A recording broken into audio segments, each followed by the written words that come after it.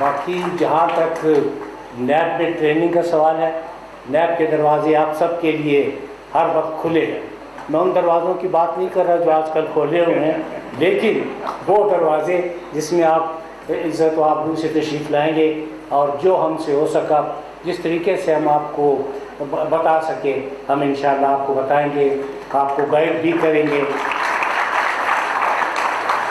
اور پھر ایک ہفتے کی ٹریننگ کے بعد آپ کو پتہ لگ جائے گا کہ نیب ملک کے لیے کیا کر رہا ہے۔ اب بچے بہت چھوٹے ہیں، شاید ان کی قوت پرواز بھی اتنی نہ ہو، تو اس لیے میں آج نیب کے ٹاپک کو ڈسکس نہیں کروں گا، بلکہ میں صرف اپنے بچوں سے وہ باتیں ڈسکس کروں گا جو بچگانہ ہیں اور بچوں کو ذہن نشین ہو جائیں گی۔ پہلی بات تو یہ ہے کہ یتیم وہ ہوتا ہے جس کا کوئی نہ ہو، لیکن یہ جو بچے، یہ جو بچیاں ہیں، ان کے لیے پاپا جانی بھی موجود ہیں، اس کے علاوہ تمام وسائل موجود ہیں اور اساتذہ کرام موجود ہیں، اچھی ایجوکیشن موجود ہے، آپ کو مکمل تحفظ ہے۔ کھانے پینے کا جب انہوں نے بتایا کہ جی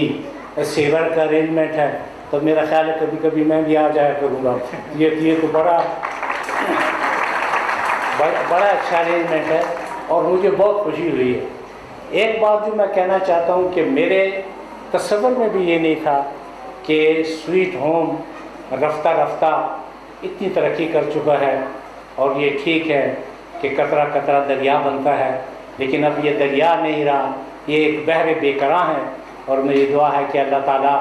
مزید ان کو ترقی دے اور ان کے جو عزائم ہیں پروردگار انہیں اس میں کامیابی عنایت کرے۔ اب بنیادی بات یہ ہے کہ جو آپ کو سہولیات میسر ہیں، مطلب میری گزارش ہے کہ آپ ان سہولیات سے پورا فائدہ اٹھائیں، انتہائی محنت کریں،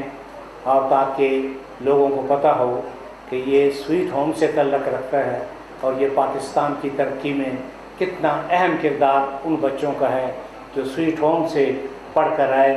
کیونکہ آپ قوم کا مستقبل بھی ہیں۔ ہم نے تو اپنے فرائض ادا کر دیے جو ہمارے آباء اجداد نہیں کر سکے، کچھ نہ کچھ کمی ہم نے کوشش کی کہ وہ پوری کر دیں، لیکن جو ہم نہیں کر سکے وہ اب آپ سب نے کرنا ہے۔ قوم کی امیدیں، ہماری سب کی امیدیں اب آپ کے ساتھ ہیں، آپ قوم کا مستقبل ہیں اور ہم سب کا سہارا بھی ہیں، اس لیے آپ کو زیادہ محنت کرنی ہے۔ اس میں بنیادی بات یہ ہے کہ اب جیسے کہ کچھ عرصے سے سنا جا رہا ہے کہ ریاست مدینہ کے تصور کو اپنایا گیا ہے، میری دعا ہے کہ پروردگار ہمیں کامیاب کرے اور ریاست مدینہ میں جو اصول رائج تھے وہ اصول یہاں بھی رائج ہوں۔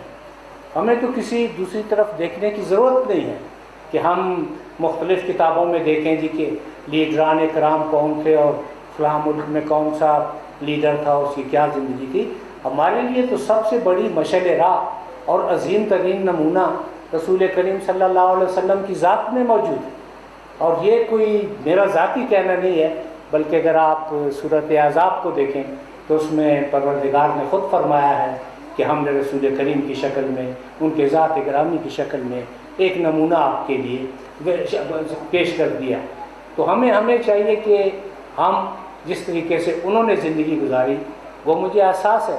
کہ ہم ان کی خاک پاک کا بھی مقابلہ نہیں کر سکتے، لیکن وہ اصول، وہ سنت، وہ حدیث، وہ عملی مظاہرہ جو وہ اپنی زندگی میں کر گئے، اگر ہم پورے طریقے سے نہیں کر سکتے تو ہم کوشش ضرور کریں کہ ہم ان کے نقش قدم پر چل سکیں۔ اور یہ یتیم ہونا کوئی ایسی محرومی کی بات نہیں، یہ اس اعتبار سے ایک اعزاز ہے کہ رسول کریم صلی اللہ علیہ وسلم کی پیدائش سے پہلے ان کے والد صاحب اس جہان فانی سے رخصت کر گئے تھے، اور ان کی جو والدہ ماجدہ حضرت آمنہ تھیں 1 سال کے بعد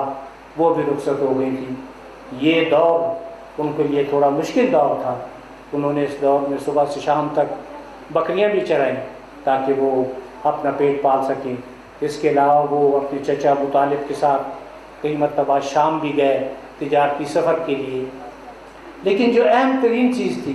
انہوں نے اپنے کردار سے ثابت کیا، انہوں نے اپنے افعال سے ثابت کیا، انہوں نے اپنے اعمال سے ثابت کیا کہ وہ امانت کا، دیانت کا، ذہانت کا اور فطانت کا وہ نمونہ ہیں جو پروردگار نے ہمیں عنایت فرمایا۔ یہ ہماری بدبختی ہوگی کہ اگر ہم ان کے قول کو، ان کے فعل کو، ان کے افعال کو بہتر طریقے سے فالو نہ کر سکیں۔ ہمیں زندگی میں بہت زیادہ محنت کرنی ہے۔ آپ یقین کریں کہ اس وقت بھی جو محنت میں عظمت ہے وہ کسی اور چیز میں نہیں ہے۔ پروردگار کا بھی یہ حکم ہے کہ آپ اس کے حلال کمائیں، آپ محنت، دیانت اور رب کی ذات